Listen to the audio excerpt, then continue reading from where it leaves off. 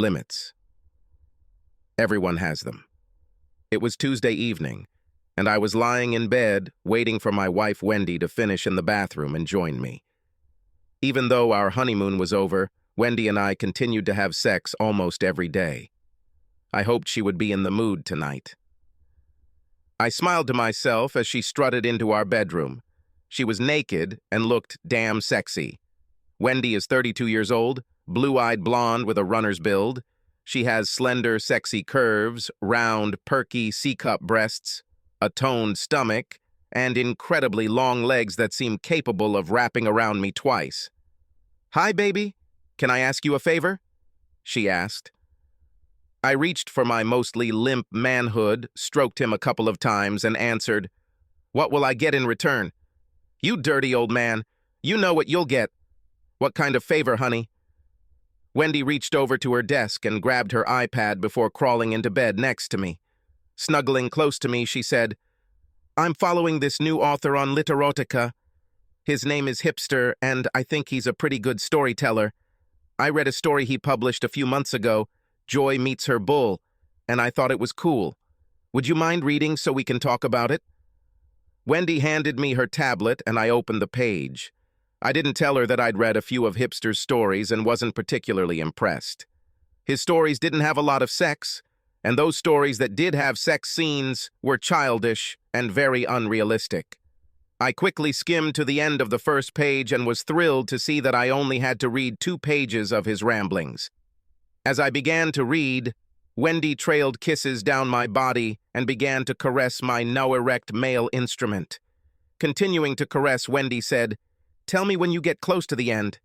The story was incredibly stupid and centered on a rich, dominant black man and his online seduction of a white couple into the cuckold lifestyle. As is usually the case with this kind of nonsense, the 50-year-old bull had a huge blackmail tool that could stay hard for hours. The white husband was a weakling with a pinky tool and an insatiable desire to drink another man's seed while caressing his wife's private part after she had been used. The white wife was a woman with great intelligence combined with sexual innocence and the body of a porn star who wanted to be used like a slut. Under normal circumstances, this kind of story would not have excited me even after a week of fishing with my buddies, but this was not a normal circumstance. In this case, Wendy relentlessly caressed my manhood with her plump red lips. I was hot and horny, and Wendy kept me on the edge of climax. When I noticed that I had a few paragraphs left to go, I said, "I'm going to finish the story." Wendy straddled my body and began to bounce on me while caressing her body with her hands. Instead of reading the whole story, I threw the iPad aside and grabbed Wendy by the waist. Soon, we both reached our climax. Satisfied for now, Wendy collapsed onto my chest. I rolled us over onto our sides, and we cuddled together in post-climax bliss. "Will you do something nasty for me, baby?" "It will be so hot," Wendy whispered in my ear a few moments later. "Nasty and hot? What do you need, my love?" "I want you to caress me," Wendy begged. "Can you caress my private part now, please? For me?" Her big blue eyes looked at me intently. Since our relationship began, we have had wild sex hundreds of times, and before having sex for the second time, we caressed each other's private parts. I didn't mind the taste of the seed as long as it was my seed. "What's the matter, Wendy?" "Don't overdo it, my love," she answered. "Please caress me and make me climax again."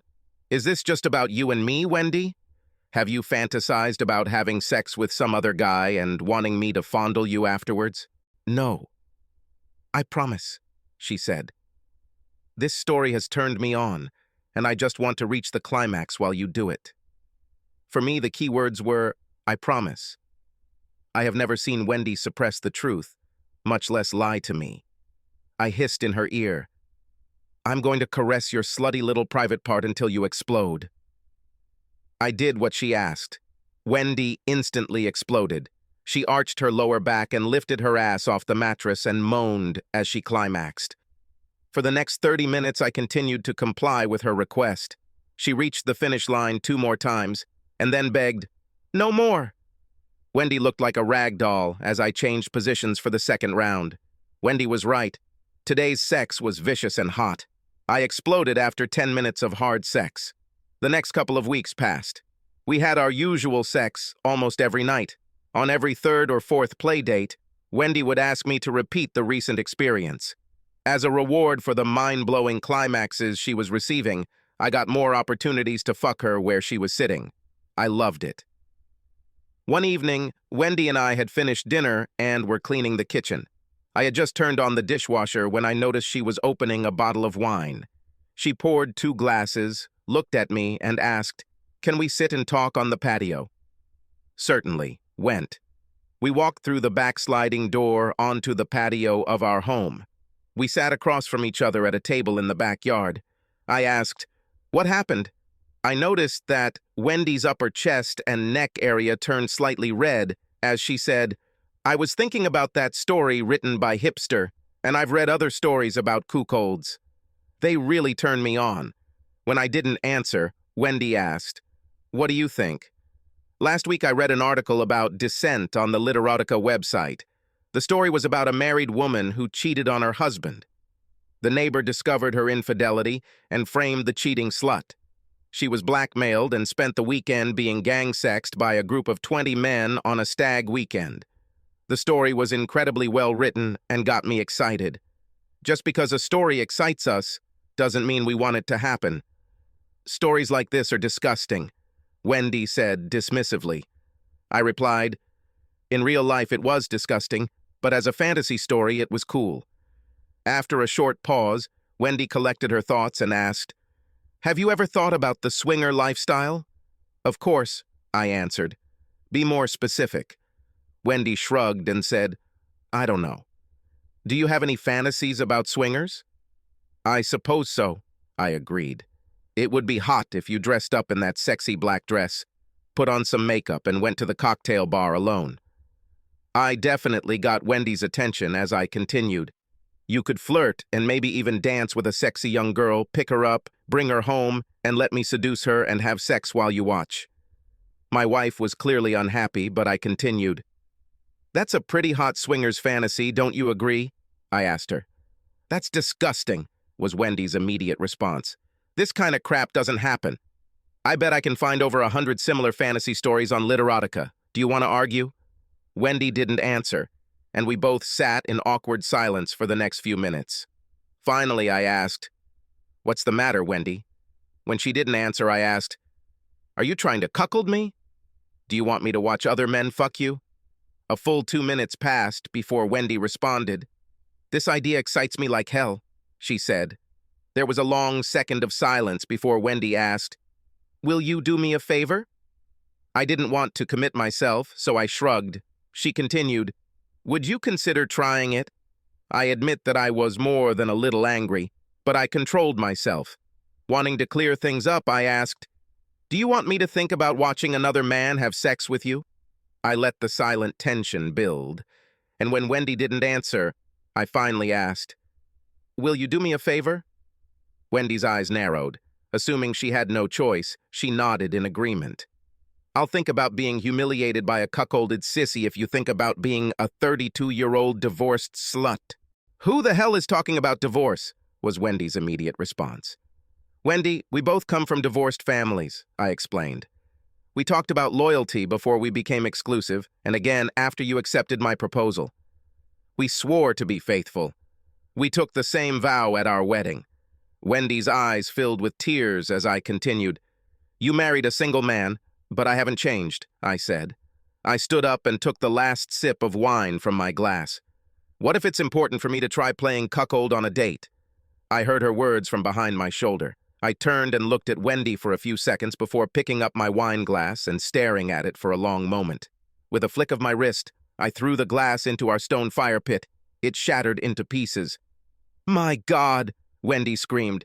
"Your grandmother gave you this glass 2 days before her death. You treasured it." Looking back at Wendy, I told her, "I value a faithful marriage 10,000 times more than a glass of wine. But I will just as easily give it up if you don't keep your promises." It was cold before bed that evening, but over the next few days, everything returned to almost normal. On a Wednesday afternoon a couple of weeks later, My best friend and business partner knocked on my open office door. Ben asked, "Do you have a couple of minutes?" Ben and I met in college. He majored in botany, and I studied landscape architecture and design. After high school, Ben and I bought matching used Ford F-150 pickups and went into business together. I designed and supervised the construction of our facilities, while Bean identified the best plants to decorate my finished project. The first 2 years were difficult and we barely survived. By year 5, we breathed a sigh of relief, and by the 10th anniversary of our partnership, we had a successful small business. Over the years, I met and married Wendy, and Ben married Sherry. We were close as couples, but Wendy and Sherry didn't hit it off right away. Wendy works by the book and is a registered nurse at our local pediatric hospital. Sherry is a free spirit and an herbalist. She also taught dance a couple of nights a week. Ben and I have been thrilled that the girls have become closer friends over the past couple of years. I told Ben, "Yes, give me a second," and pointed to the chair opposite my desk. When I finished calculating the design a few moments later, I looked up and saw that Ben had poured a couple of inches of bourbon into 2 glasses. He walked back towards my desk before turning around. He walked back to the bookshelf and grabbed the bottle of bourbon. He brought 2 glasses and a bottle to my table before plopping down in a chair. "Is everything that bad?" I asked Ed. Ben took a few moments to collect his thoughts and asked me a question. "Are you familiar with the saying, 'Men are from Mars and women are from Venus'?" "I think that was originally the title of the book," I replied. Ben seemed to ignore me and continued. "One of the differences between the sexes is the way they talk about sex," he said. "When men talk about their sex lives to other men, it is very impersonal. We've known each other for almost 15 years, and all you know about my sex life is that I like girls and I like sex. I know just as much about you." Looking at me, he asked, "Do you agree?" I nodded in agreement. "Girls are different. When they talk about sex, they are incredibly detailed. They share all their delicious details. When girls talk about sex, there aren't many secrets." I wasn't sure if I agreed with Ben, but I knew he was trying to say something. "Okay," I said, waiting for him to continue. He took a sip from his glass and then pointed at my glass. I followed suit before he continued. "I need to talk to you about my sex life with Sherry," he said. When Ben took his second sip, I didn't need any encouragement. I drained my glass and moved it to refill it. "Did you know that shortly after we started dating, Sherry introduced me to the swingers lifestyle?" I shook my head, and Ben continued. "For Sherry and me, sex and love were completely different," he said. "We fell in love and committed ourselves to each other, but we attended swap parties and had willed sex with everyone we liked. I know our views on love and sex are unusual, but it worked for us. Are you still with me?" I replied that I was listening, and Ben continued. "Over the past few years, we have changed the situation a little. We're still regular members of a couple of swinger groups, but we're learning the hot wifey dynamic. Do you know what this is?" It started to dawn on me what Ben wanted to talk about. "Yes," I told him. "Sherry dates other guys and has sex with them." "Do you think I screwed up?" Ben asked. "Honestly, I don't care what 2 or 5 or 25 consenting adults do." "I really don't care," I told him. "But you should know that this kind of shit is not for me." Ben nodded in agreement before I even finished. Sherry was talking to Wendy about playing hot wife and cuckold. Over the past couple of months, Wendy's interest had gone from slightly amused to hypnotized. I told Ben about the incident after reading Hipster's story and told him about our fight on the back patio. I ended by saying, "I told Wendy that I would consider the benefits of playing cuckold if she considered the consequences, including divorce." What was her reaction? Ben wanted to know. I sighed and said, "You just used the word hypnotize. I think that's the perfect word. She's hypnotized." I shocked Wendy when I mentioned the divorce, but I don't think it had a lasting effect. "It's because of Sherry's influence. Ben was right. I felt lost." "We're going to have dinner and a dance on Friday," Ben reminded me. "I think the girls are planning something." My emotions quickly changed from confusion to royal rage. What the hell are they going to do? I don't know. I would tell you if I knew. It just makes my stomach achy that they're taking steps to get you interested in dating a hot wifey. I'm going to cancel Friday night, I said, anger rising in my voice. This is bullshit. We both took a sip of our bourbon before Ben said he had a proposal. My dead eyes glared at Ben. He shrugged and said, I would consider letting their plan go ahead. Don't put off the inevitable. Let's face it. I considered Ben's offer. It made sense, but not trusting my voice, I nodded. Ben could tell I was overcome with emotion. He told me, you know I'll have your back, isn't it? I squeezed out a half smile and said, yes, thank you. Ben poured me a third drink, stood up and walked towards my office door. Before leaving the office, he raised the bottle and said, that's enough for today. I'll return the bottle to you in the morning. On Friday night, Wendy and I met up with Ben and Sherry at the Twilight Room, an upscale steakhouse. As usual, when the four of us got together, we had a great time. To start, we each drank a cocktail, and with dinner we drank 2 bottles of wine. I noticed that Ben followed my example and hardly drank. The girls shared most of the wine. Dinner was amazing. We each ordered a gourmet dessert and divided it into 4 parts. I was relieved when we were able to finish a wonderful dinner without any negative discussions, but I suspected Ben was right. The girls had a plan, and it was going to happen in the Twilight Room while we danced. Wanting to test my theory, I asked, would anyone mind if we went to Tumbleweeds for some country dancing instead of the Twilight Room? I'm in the mood for a little line dancing. Wendy's face showed a deep concern, far more than a simple change of plan would have justified. Sherry saved the day by saying, Chris, I told a few of my girlfriends that we were going to be in the Twilight Room. I wouldn't want any of them to come alone and have no one to sit with. I would appreciate it if we could stay in the Twilight Room. As a gentleman, I agreed. Ben caught my eye. He also noticed Wendy's strange behavior. Since Sherry is a dance instructor, she put a lot of time and effort into training Ben and me. We are actually very good dancers and enjoy being on the dance floor. When the music started, the 4 of us were in each other's arms. We danced for about 30 minutes before Sherry and Ben returned to our table. As the next dance came to an end, Wendy said, let's take a break. I need to catch my breath. Are you sure, love? I could dance with you all night. Wendy said, I'm ready to drink my drink. Pulling her close, I said to Wendy, I feel close when we dance. Will you promise me to dance every dance tonight? Wendy didn't answer my question. Instead, she kissed me on the cheek, took my hand, and led me back to our table. As we approached our friends, I saw Sherry and Wendy exchange an unspoken sign.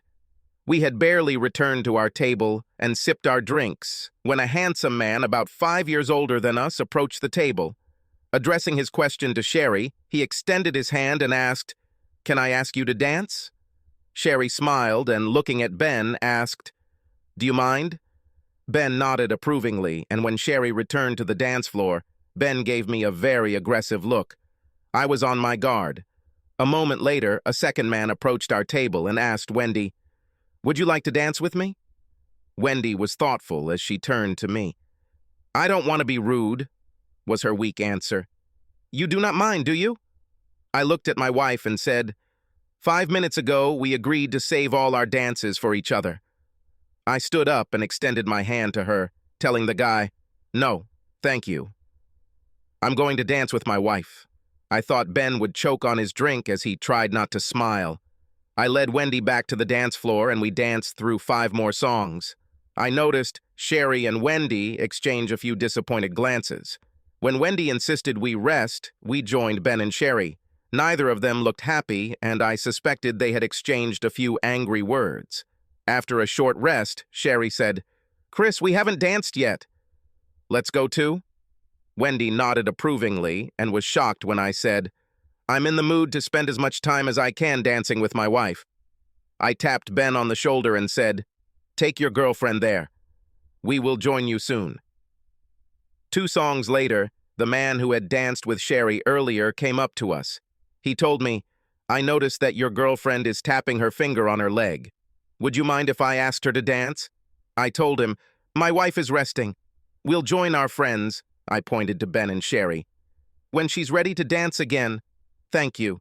Sherry and Ben returned to our table after the next dance.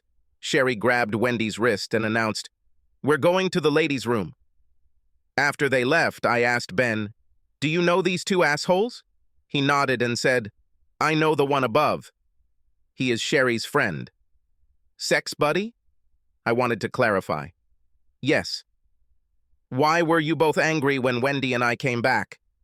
Ben smiled and told me, "Sherry wanted me to get you to dance with her so that asshole could spend his time dancing with Wendy." I was furious and hissed, "What are they trying to achieve?"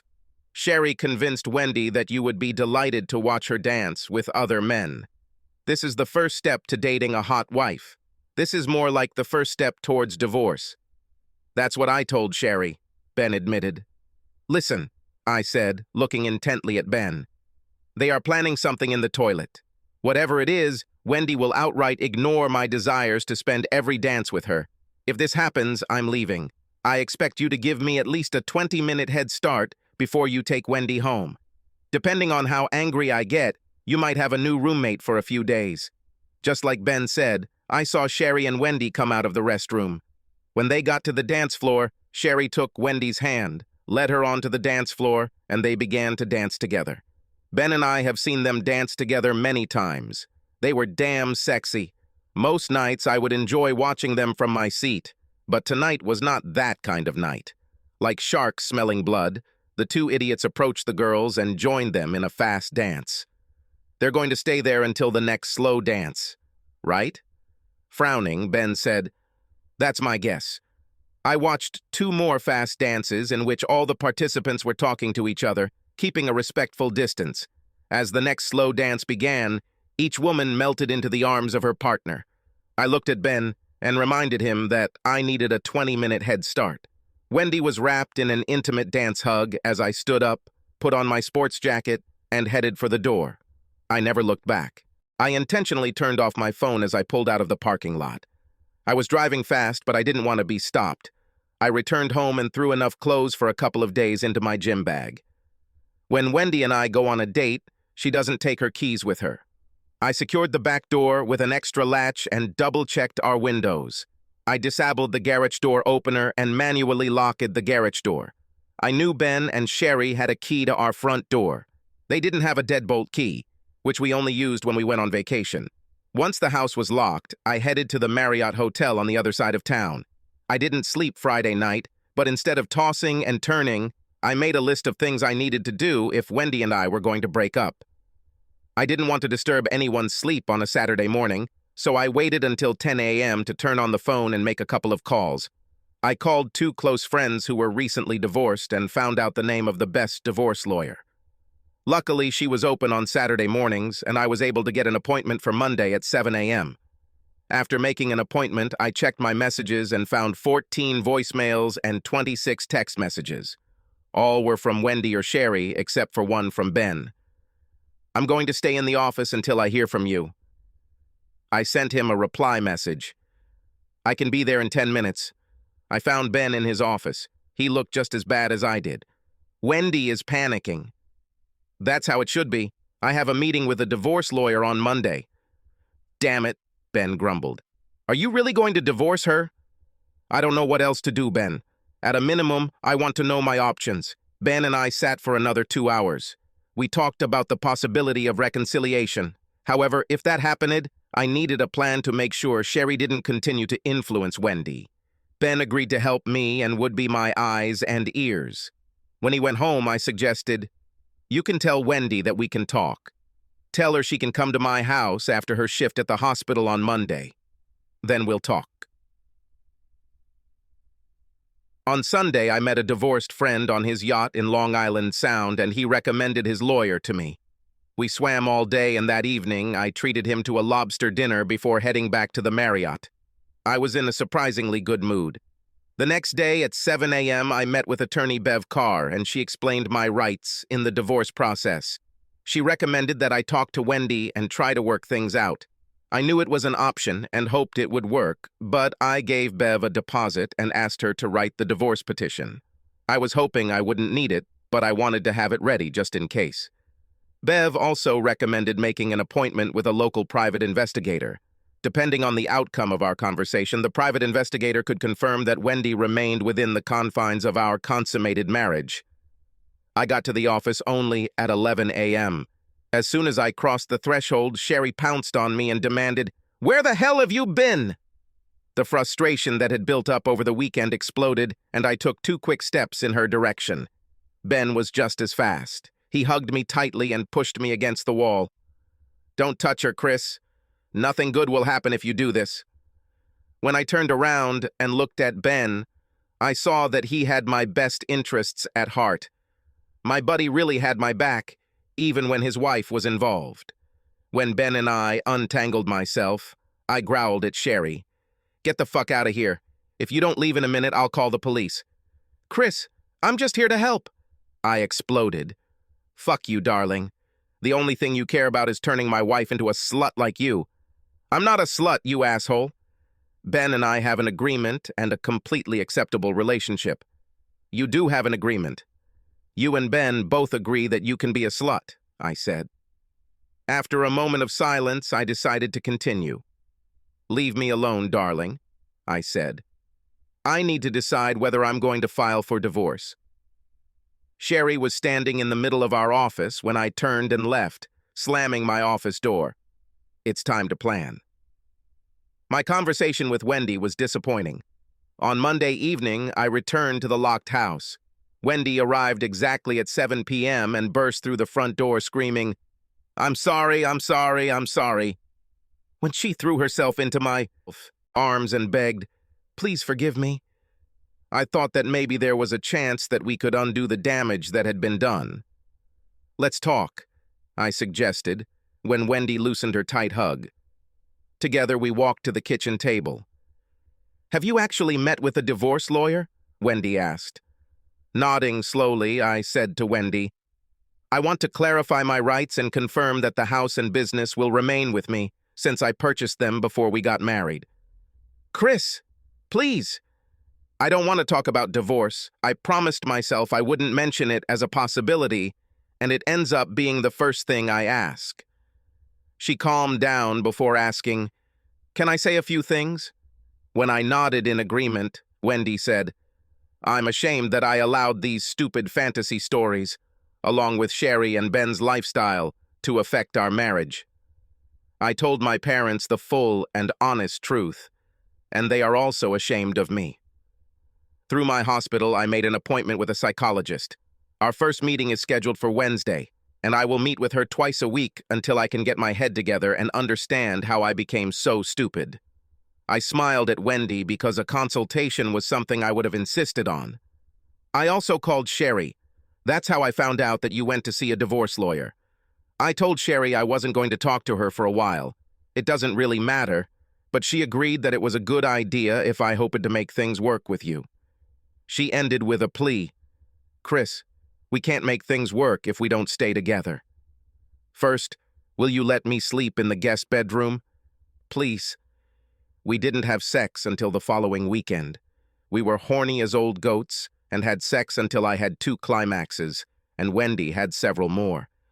Wendy returned to our bedroom halfway through the 2nd month. We had been close almost every day for the previous couple of weeks. Half the time we had sex and half the time we made love. By the 5th month, we were as close to normal as I had ever expected. I was completely happy. It was a pleasant surprise. One day, I pulled into our office parking lot, and as I was getting out of my truck, Ben came out of the office door. With a shrug, Ben indicated that he wanted me to follow him. Together, we walked the 50 meters to the first of 25 greenhouses we used to grow Ben's plants. I followed Ben to his orchid room, where he grew his award-winning orchids. I watched him silently for over 15 minutes as he examined a new batch of crossed flowers. Without looking up from his work, he said, "I canceled our trip to the conference in Orlando." Ben and I were scheduled to attend a 4-day industry conference starting at the end of the week. We rarely went to these events together. More often than not, they would either cover the manufacturing side of the business, and Ben would be there, or the construction side, and I would attend. This year, it seemed like a good combination, and Ben and I had been talking about the trip for weeks. I had a bad feeling when he continued. Sherry and her last asshole thought I was asleep last night, he said. They were talking about the dinner Sherry is having at my house on Friday while we're gone. Wendy will arrive, and with her the second asshole. I was surprised by my emotions. I was angry, but it wasn't the fierce anger I had been 6 months ago. Instead, I was mostly tired, sick and exhausted. I took out my phone and called Bev Carr, my lawyer. Surprisingly, I was able to talk to her immediately. I was able to confirm that a petition for divorce had been prepared. I told Bev that I would arrange through the process server to have the documents collected in the next few days. Just as I was about to pass out, Ben said, "Let me talk to her." I listened as Ben introduced himself. He told Bev that he wanted to prepare the divorce papers and that he needed them ready by the end of the week. Apparently, Bev agreed and told Ben to come to her office immediately. This week, Wendy worked the 4 p.m. to midnight shift. Staying away from the slut wasn't hard. On Wednesday, she wrote, "I haven't heard from you or seen you for 2 days. Are you okay?" I waited until her shift started. She was not allowed to use a cell phone, and answered, "Busy." Wendy tried to call on Thursday morning. I ignored the call, and she didn't leave a voicemail but did send a text message. "Come home for lunch. We can have some quick sex before you go to the airport." I waited until 1:30 before sending a reply message. "I'm leaving for the airport from my place of work." She called 3 times in a row. I ignored every call and didn't listen to the voicemail she left after the 3rd call. Other than sending her a message saying we had successfully arrived in Florida, which was a lie, I ignored all messages from Wendy. On Friday afternoon, we were sitting at our neighbor Ben's dinner table. The neighbor was away on vacation, but agreed to give Ben access to his home. Ben and I were sitting with our private investigator, Lou. The 4th person at the table was my old friend Larry Baxter.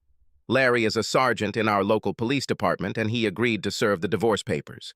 We had a significant advantage when Larry was on our team, since he was 190 centimeters tall and weighed 120 kilograms. He was a giant. We had 2 laptops on the table connected via Wi-Fi 2, audio-visual cameras strategically placed throughout Ben's house. We watched as Wendy arrived at 5:30 p.m. The slut was wearing my favorite blue strappy dress. She couldn't wear a bra with her dress, and I suspected she wasn't wearing panties either. These idiots arrived in different cars, but they coordinated it so that they would arrive at the same time. The first part of the evening was the dinner party. They talked in the living room and drank cocktails and wine. Sherry served a delicious shrimp pasta that I have tried many times over the years. As dinner progressed, the conversation got a little dicey and then dirty. When cherry pie and ice cream arrived for dessert, the conversation turned lewd. At one point, we heard Sherry ask Wendy, "Who would you like to be your partner for tonight?" She replied, "Since I'm only going to do this once, I think Bill, and then John." Sherry clapped her hands, and Bill and John clapped and high-fived each other. When Wendy continued, everyone in both houses was surprised. She said, "And after that, Bill, John, and Sherry are together." Wendy smiled proudly as her new friends continued to cheer. We immediately left the neighbor's house and were entering Ben's house less than 90 seconds later. Ben headed to the dining room first. Sherry was the first to realize what was happening and moaned, "Damn!" The 2 idiots were grinning like idiots until they saw Larry walk into the room wearing a size XXXL police uniform. Wendy's eyes were as round as saucers, and her jaw dropped as Larry approached her. "I'm sorry to have to do this, Wendy, but you're officially served." Wendy's eyes darted between Larry and me as he placed the documents in front of her. Larry tried to continue, but Wendy was confused. Finally, in a loud voice, Larry said, "Wendy!" When Larry got her attention, he continued, "Wendy, there is also a restraining order keeping you away from Chris, his home, and his business. If you come within 150 meters of Chris or the 2 properties, you will be arrested. You understand?" Wendy could barely nod. "As a friend, I would advise you to hire a lawyer." Finally, Larry concluded, "Sherry, you are officially served." Sherry was stunned when the second set of papers was placed in front of her. The court gave Ben 10 days to remove his property from the house. You understand? What the hell is this? Sherry yelled at Ben. Ben just gave Sherry a disdainful look. You are also prohibited from approaching his business closer than 150 meters, Larry continued. When the fireworks ended, I laughed. It was a strange sound, considering the circumstances. When I got everyone's attention, I said to the idiots, pointing at Wendy, "Hey guys, this slut likes to be punched in the place she sits on, and she doesn't need lube." Wendy began to sob hysterically. Larry's booming voice said, "Chris, stop that! Now!" Wendy is quite emotional. Returning his attention to the visitors, he said, "If you'll excuse us, we're leaving. Enjoy the rest of your dinner." An hour after we left, I received a text from Larry. "Wendy left 5 minutes after us," he said. "Looks like Sherry let both idiots stay the night." He also sent me the car registration details of those two idiots. A week later, it was a beautiful Tuesday evening when I pulled into the Lesmore Park parking lot. More than 30 softball games were played there. I sat in the stands, watched the game, and got some fresh air. Afterwards, I followed the players to a bar, a local hangout. The team took a table in the back corner next to another group of baseball players and began swapping stories about their athletic accomplishments. I waited 5 minutes and took a sip of local India Pale Ale before approaching the group. "Are you Bill Weston, right?" I asked. "What do you care about?" He wanted to know. I told him, "Your wife just went into premature labor. A neighbor took her to the hospital." Bill grabbed his phone and looked at it. "Deb would leave me a message if she was in labor." "You're full of crap." "I was with her when it happened," I explained. "I helped her get to the neighbor's car." "Do you know how this happened?" Bill asked. I pulled the flash drive out of my front pocket. I showed it to Bill before throwing it to him. I said, "She went into labor when I showed her the video of you having sex with Sherry Wilson. She never made it to the third video. The one you're on, you have Sherry, is paired with her boyfriend, John." I tossed the second flash drive to John Malloy and told him, "Your wife, Jane, wants me to tell you don't come home. She's going to serve you with divorce papers sometime next week." "You're the cuckold from Sherry's house," John said, finally recognizing me. "I'm not a cuckold. I handed this slut the divorce papers before she let you into the cesspool between her legs. But your actions led to my divorce, just as my actions today will lead to yours." "You bastard," John growled, rising to his feet. Bill stood up too, along with a couple of his other teammates. Before they could start anything, we heard, "Gentlemen, are there any problems?" All 6 or 7 of Larry Baxter's men came up to me. He continued, "I am an off-duty local police sergeant." He looked at me and winked. "It looks like you're not welcome here," he told me. "It's probably better if you leave." I answered, "Yes, sir."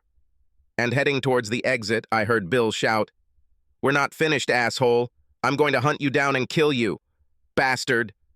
The last thing I heard as I left was, "I am placing you under arrest." Another week later, on a beautiful spring Saturday morning, I was sitting in my kitchen, sipping coffee, when the doorbell rang. Wendy stood on the porch with 3 men. "Hi, Chris," Wendy greeted.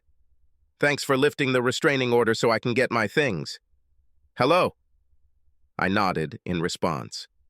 Wendy extended her hand and tried to hand me a couple of pieces of lined paper. "This is a list of what I would like." "Take whatever you want," I said over my shoulder, heading back to my coffee mug on the kitchen table. I was sitting on the back patio when I heard the sliding door open about 30 minutes later. Wendy stood in the open doorway, holding our wedding album. "Do you want to share our wedding photos?" She wanted to know. "No, thanks, Wendy." "I meant what I said. Take whatever you want. I really don't care." There were tears in her eyes as she turned back into the house. It was around 2:15 p.m. when the door opened again. Wendy brought over a glass of wine and a can of the same local craft beer that was on the table. Placing the glass of wine on the table, She opened a can of beer and poured it into my glass. She asked, "Can we talk for one beer?" Wanting to be an asshole, I took my glass and drank the beer in one gulp. I was stunned by the level of surprise and sadness in Wendy's eyes. When she started sobbing, I said, "Stop crying, Wendy. Can we talk?" I got up and went to the kitchen. After filling the ice bucket, I put the open bottle of Chablis in it, along with 2 more bottles of beer, and returned to the patio. As I sat down, Wendy said, "I've never had sex with them." I sighed and told her, "You've been scheming, lying, and cheating on me ever since you made me read that stupid story. The only reason you didn't have sex is because I caught you." While Wendy took a healthy sip of wine, I asked, "Tell me about seducing Sherry." "Sherry didn't try to seduce me. She didn't just try, she managed to seduce you," I answered. "Besides not making you spread your legs in front of her asshole friends, she seduced you in all other ways." "Chris, I don't want to argue." "I'm not arguing," I objected. "I'm just telling you how I see things. Letting Sherry seduce you was 10 times worse than being seduced by a man." Wendy looked more than a little confused, so she asked, "Will you tell me what you're thinking?" I waited a few seconds and took a long sip of the cool beer. "I would be devastated if you allowed a man to seduce you. I imagined our first flirtation together at work, at the gym, or wherever. Eventually, flirting would turn into attraction, dating, and finally intimacy. It would destroy me and our marriage. But I understand how someone could be seduced into an affair. But that's not what Sherry did," I continued. "Instead, Sherry convinced you that sex with any man would have a positive effect on our marriage." When Wendy tried to interrupt me, I waved her off. "Don't start, Wendy," I said. "I'm not saying Sherry was going to set you up with an 80-year-old man, but there was nothing special about the 2 idiots she invited to dinner. They were nobody. Sherry convinced you to give up your marriage for 2 strong man tools." Wendy stared at the tabletop for a long moment before reluctantly admitting that my thoughts were correct. "Everything sounded so exciting coming from Sherry," Wendy said. "She talked about the anticipation of swingers' parties and all the crazy things she was exposed to, too. Sherry admitted that she liked dating the hot wife even more. She felt empowered as she went to the bar with Ben, flirting and dancing with the men while he watched, and finally choosing her date for the night." "That's what I'm getting at, Wendy. Sherry went to those bars and picked up a man she didn't know," I said. "On those dates, every man was better than Ben. This is fucking disgusting, just like your date at dinner at Sherry's house." After a short pause, Wendy asked, "Why is Ben divorcing Sherry?" "For much the same reason I'm divorcing you. He no longer trusts or respects her. She deliberately ruined the marriage of his best friend and business partner, and he doesn't want to be married to such a vile person." We both paused for a moment and thought about our predicament. "I know that I was completely unfair to you. You've been warning me since the first night you read that stupid story. But Ben is unfair to Sherry. They had an agreement." I shrugged and told Wendy, "They did have an agreement, but it didn't include ruining my life. What Sherry did was beyond the scope of their agreement. Also, I don't think Ben was very happy in the cuckold relationship." "Did he tell you this?" Wendy wanted to know. I admitted, "No. But can you imagine a man getting sexual satisfaction from watching his wife have sex with another man? I can't." After another short pause, I asked, "I thought everything was going back to normal when you started going to the therapist. What's happened?" I saw Wendy clench her jaw as she considered my question. Finally, she told me, "I haven't spoken to Sherry for several weeks. Eventually, we started texting and talking. After a few more weeks, we started meeting once or twice a week for coffee. When I didn't answer, she continued. One afternoon, she walked into the cafe and was beaming. I asked her if she had just been to the gym. Sherry told me in great detail that she spent the day with 3 college guys. They took turns having sex with her all day." Wendy shrugged and finished with the words, "I couldn't get it out of my head. My friend was the embodiment of literary fantasy." "Thanks for your honesty, I guess," I replied. I still find it difficult to come to terms with the fact that my idiocy led to 2 divorces. 2? I laughed pretty hard. What's so funny? Wendy wanted to know. Your idiocy led to 7 divorces. How the hell did you figure that out? Wendy asked. You and me. I raised one finger. Ben and Sherry. I raised a second finger. After you left Sherry's party, she took those 2 idiots to her bedroom. Ben set up the camera. I took the video to their wives. Both filed for divorce. I raised my third and ring fingers. Wendy's eyes widened when I admitted that there were cameras in Sherry's bedroom. She asked, "Do you have a video of—" A sudden sob did not let her finish.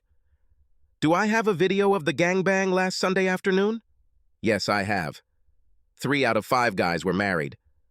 I shared a video of their 3 very unhappy wives. They are all in the process of filing for divorce. You caused 7 divorces, Wendy." I stood up from the table on the patio and walked out without looking back. I walked through the patio door, locked it behind me, and drew the curtains on the door. 8 years later, it was only 9:30 p.m. After the men helped clean up the backyard and the women helped around the house, about 50 guests left after a very festive day celebrating Ben's 40th birthday. Our wives were curled up on the living room couch, relaxing. They've been there for the last hour. Ben and I were together on the back patio. We sat by his fireplace and sipped a very expensive bourbon that someone had given Ben as a gift. "Remember when you told me that men are not supposed to talk in detail about their sex lives?"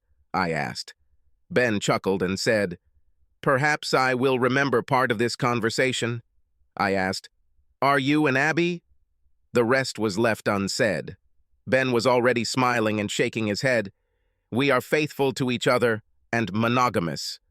I raised a toast to my friend and said, "I'm glad." We stared at the fire for a few minutes before Ben admitted, "I've come to the conclusion that there's not much love in a relationship like this." When we heard the patio door open, Ben and I turned to see his 8-month pregnant wife, Abby, leading his 3-year-old son out the door. They were followed by my 7-month pregnant wife, Brittany. Brittany held our sleeping 2-year-old daughter in her arms. "It's time to leave, Chris." "I'm tired," Britt said. Ben and I smiled as we turned to each other. He raised his glass and made a toast to 2 happy old farts. Subscribe to our channel so that your second chaff doesn't cheat on you, and go ahead and listen to the next story, because this story is nothing compared to the next one. If you're under 18, don't even think about listening to the next one.